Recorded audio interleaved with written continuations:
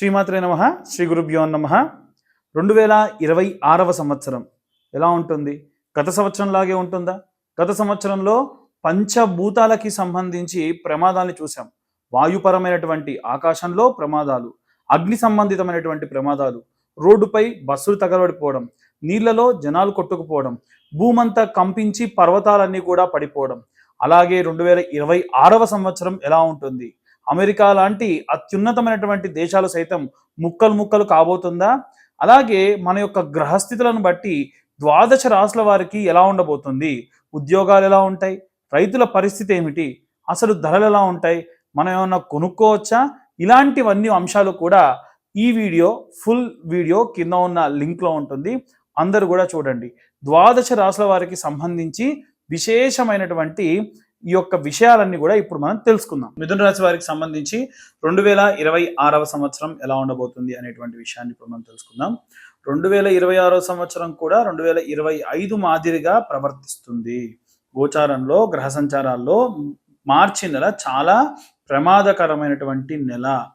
4-5 గ్రహాలు మకరంలో కుంభంలో సంచారం చేయడము, అలాగే మిథున రాశి వారికి ఆ యొక్క స్థానాలు అష్టమ నవమ స్థానాలు అవ్వడము, విశేషంగా ఏవైనా ఇబ్బందులు కలిగేటువంటి ప్రమాదం ఎక్కువగా ఉంది. మకరంలో గ్రహ సంచారాలు లేకుండా కుంభంలో గనక ఈ యొక్క గ్రహ సంచారాలు శుక్రుడు కానీ, కుజుడు కానీ, సూర్యుడు కానీ, చంద్రుడు కానీ గ్రహ సంచారాలు చేస్తున్నప్పుడు విశేషమైనటువంటి ఇబ్బందులు జరుగుతూ ఉంటాయి. అందులో భాగంగా ఈ యొక్క మిథున రాశి వారికి సంబంధించి బుధుడు రాష్ట్రాధిపతి. సౌమ్యం సౌమ్య గుణోపేతం తంబుదం ప్రణమామ్యహం అంటారు.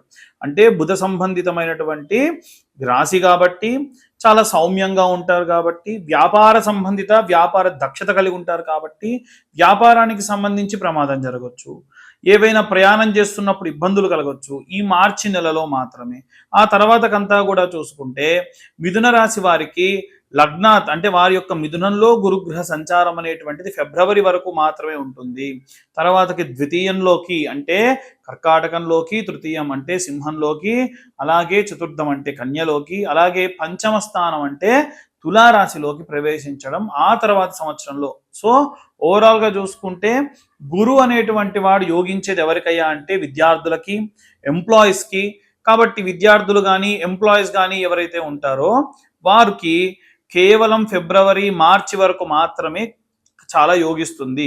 నూతనంగా వివాహాలు చేసుకోవాలన్నా, ఏవైనా సంతానం కోసం ప్రయత్నించాలన్నా ప్రథమార్థమిక లాభించదు. ద్వితీయార్థానికి వచ్చేసరికి ద్వితీయార్థంలో కూడా జూలై, ఆగస్టు, సెప్టెంబర్ నెలల్లో ఎటువంటి లాభము ఉండదు. అలా కాకుండా జూలై, ఆగస్ట్, సెప్టెంబర్ తర్వాతకి అక్టోబర్, నవంబర్, డిసెంబర్ ప్రాంతంలో కాస్త ఉపశమన కాలంగా ఉంటుంది. ఎవరైతే విద్యార్థులు, ఉద్యోగస్తులు, గృహిణులు కూడా, అలాగే చేతి వృత్తులు చేసుకుని వ్యాపారాలు చేసుకుని చిన్నకారు వ్యాపారం చేసుకునే వాళ్ళు ఎవరైతే ఉంటారో వాళ్ళకి కూడా ఈ యొక్క విశేషమైనటువంటి ఈ యొక్క నెలలో, ఈ యొక్క సంవత్సరంలో విశేషంగా ప్రథమార్థము, ద్వితీయార్థము చూసుకుంటే ప్రథమార్థంలో 3 నెలలు బాగుంటుంది, ద్వితీయార్థంలో కూడా 3 నెలలు బాగుంటుంది. కాబట్టి వ్యాపారస్తులకి నో లాస్ నో ప్రాఫిట్ గా ఉంటుంది. అది పెద్ద సమస్య ఏం కాదు. కానీ కొన్ని రకాలైనటువంటి వ్యాపారస్తులు ఉంటారు. అవి కంప్లీట్ గా విదేశాలకు సంబంధించి అక్కడ జరిగేటువంటి పరిస్థితులను బట్టి ఇక్కడ వ్యాపారం అనేటువంటిది ఉంటుంది. అలాగే కొన్ని వాతావరణ సంబంధితమైనటువంటి వ్యాపారస్తులు ఉంటారు. అంటే ధాన్యపు వ్యాపారం చేసేటువంటి వాళ్ళు, ఆయిల్ బిజినెస్ చేసేటువంటి వాళ్ళు, అలాగే పత్తి బిజినెస్ చేసేటువంటి వాళ్ళు ఎవరైతే ఉంటారో వీరు రైతుల నుండి తీసుకునేటువంటి ధరలు, రైతులకు సరైనటువంటి వసతులు ఇవ్వడము, రైతులు కానీ పంట బాగా పండించారు అని అంటే ఆ సంవత్సరం వీరందరికీ బాగుంటుంది. అందుకే అంటారు రైతే రాజు అని. ఈ రైతులు గనక పంట సరిగ్గా పండించకపోయినా, ఏవైనా ఇబ్బందులు పడ్డా ఖచ్చితంగా ఆ ప్రభావము అవి అమ్మేటువంటి వ్యాపారస్తుల మీద చాలా మెండుగా పడుతుంది. సో ఇక్కడ విన్ విన్ సిచ్యువేషన్ అని అంటారు. అంటే నువ్వు గెలువు, నన్ను గెలిపించు అనేటువంటి సిచ్యువేషన్. సో వీలైనంత వరకు ఎవరైనా సరే అంటే కొంచెం తెలియక, వాళ్ళు ప్రాపర్ ఎడ్యుకేట్ లేక పక్కన వాడు ఒక పంట వేస్తున్నాడు నేనదే వేస్తా అంటే ఎవరైనా తెలిసిన వ్యాపారస్తులు ఉంటే అలా కాదురా బాబు, వారికి పురుగు వస్తే నీకు వచ్చింది కాబట్టి నీకు 1 ఎకరం ఉంటే 4 భాగాలు చెయ్యి, ఒక భాగం అనేటువంటిది కనుక నీకు పంట ఇబ్బంది అయినా మిగిలిన 3 భాగాలలో ఇబ్బంది లేకుండా లాభపడతావు. ఈ విధంగా మనము పంటని వాళ్ళతో పండించడము, దానికి సహాయం చేయడం చేస్తే ఖచ్చితంగా ఆ పరమైన వ్యాపారాలు చేసే వాళ్ళు కూడా అద్భుతంగా ఉంటారు. అలాగే ఎవరైతే వివాహం కోసం ఎదురు చూస్తూ ఉన్నారో ఈ సంవత్సరంలో ఈ యొక్క రాశి వారికి సంబంధించి, మళ్ళీ నేను చెప్పేది వాళ్ళ పర్సనల్ జాతకంలో ఉన్న గ్రహ సంచారాలు వేరు, గోచారంలో మాత్రము చాలా బాగా ఉంది. ముఖ్యంగా శ్రావణ మాసంలో, అలాగే ఆశ్వీజ మాసంలో, అలాగే ఈ యొక్క కార్తీక మాసానికి వచ్చేసరికి విశేషమైనటువంటి మంచి సంబంధాలు కుదరడము, తర్వాతకి వివాహం కూడా చేసుకునేదానికి యోగ్యంగా ఉంది. అయితే మరి గురు తిరోగమనంలో మిథునంలో ఉన్నంత కాలం ఓకే, తర్వాతకి 2వ స్థానం మంచిది కాదు, 3వ స్థానం మంచిది కాదు, 4వ స్థానం మంచిది కాదు, 5వ స్థానం మంచిదండి. మరి మిథున రాశి వారికి 5వ స్థానం అంటే ఈ సంవత్సరం అంతా అసలు పంచమ స్థానంలోకి గురుగ్రహ సంచారం అనేటువంటిది లేదు కదా అని అంటూ ఉంటారు. కరెక్టే, కానీ వీరికి సంబంధించి ఏవైనా ప్రయత్నాలు ద్వితీయంలో ఉన్నప్పుడే ప్రారంభించేయండి. మనము తిరుపతికి వెళ్తున్నాం అనుకోండి, ఆ మంచి సమయం చూసి బయలుదేరాలి. రాహుకాలం ఎప్పుడుంది అనేది చూసి రాహుకాలం రాకముందే మనం బయలుదేరుతాం. మార్గమధ్యంలోకి వెళ్ళిన తర్వాతకి రాహుకాలం వస్తే ఆగుతారా? ఒకవేళ మార్గమధ్యంలో యమగండం వస్తే ఆగుతారా? వర్జం వస్తే ఆగుతారా? లేదు కదా. ప్రయాణించేటప్పుడు మాత్రమే. కాబట్టే ఈ ఎవరికైతే వివాహం కోసం ఎదురు చూస్తూ ఉన్నారో పిల్లలు, ఆడపిల్లలు కానీ మగపిల్లలు కానీ, ఫిబ్రవరి నెల ఆఖరు లోపే వీలైనంత వరకు ఒక తెల్లటి కర్చీఫ్ని పసుపు నీళ్ళలో ముంచి పిండి పరిచి దాంట్లో 11 పిరికెళ్ల బియ్యం పోసి 11 రూపాయల నాణెములు వేసి, ఏ నాణెములైనా 11 నాణెములు వేసి, పసుపు కుంకుమ వేసి ముడుపుగా గణపతికి కట్టి ఇప్పటి నుంచి మేము ప్రారంభిస్తాము, ప్రయత్నం చేస్తాము, ఖచ్చితంగా గట్టిగా ప్రయత్నిస్తాము, మధ్యలో గురుబలం లోపించిన ఈ పిల్లవాడికి ఈ పాపకి వివాహం జరగాలి అని సంతానం పెట్టుకోండి.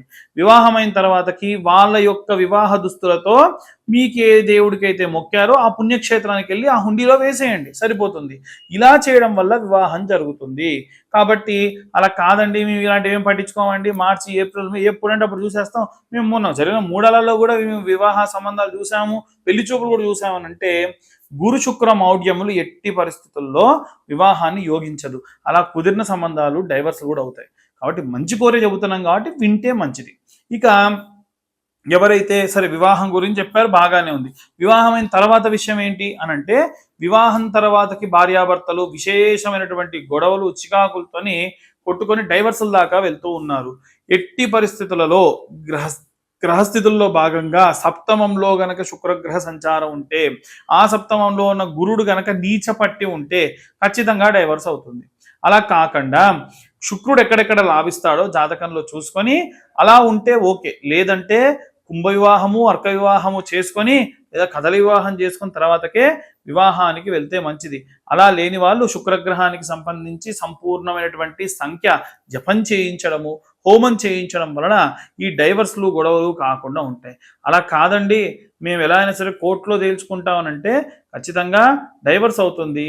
డైవర్స్ ఇచ్చే సమయానికి అయ్యో నేను అనవసరంగా డైవర్స్కి వచ్చానే, అయ్యో నేను వీరితో కలిసి ఉందాం అనుకుంటున్నాను, ఇక ఇంత తిప్పలు పెట్టి ఇప్పుడు వాళ్ళతో జీవితాంతం కలిసి ఉండడం కష్టం అనేటువంటి ఒక రిగ్రెట్తోని చాలామంది డైవర్సులు తీసుకుంటూ ఉన్నారు. కాబట్టి ఆలోచించి నిర్ణయాలు తీసుకోండి. అలాగే విశేషంగా రైతులు ఎవరైతే ఉంటారో వారు కూడా ముందుగానే చెప్పుకున్నాం, కుజగ్రహ సంబంధితమైనటువంటి వాటికి సంబంధించి రైతులందరూ కూడా మీ యొక్క పంటలు పొలాలు వాటికి సంబంధించిన పనులు చూసుకోండి. ఎంత దారుణమైన సిచ్యువేషన్లో 2025 సంవత్సరం అంటే 10ల సంఖ్యలో ఎకరాలున్నా వారి పంట చేతికి రాక వాటికి పెట్టిన పెట్టుబడికి అప్పులు తెచ్చి ఆ వడ్డీలు కట్టాల్సిన పరిస్థితుల్లో పాపం రైతు ఇబ్బంది పడుతూ ఉన్నారు. కాబట్టి చాలా జాగ్రత్తగా ప్లాన్ చేసుకోండి. 2026 కూడా అలాంటి సిచ్యువేషన్స్ చాలా కనిపిస్తూ ఉన్నాయి.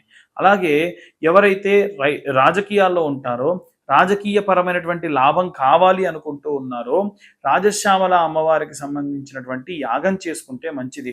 ఇప్పుడు ఇది చెబుతున్నాను కదా నా దగ్గర చేసుకోమని, నేను నీకే కాదండి ఎవ్వరికీ చెప్పను.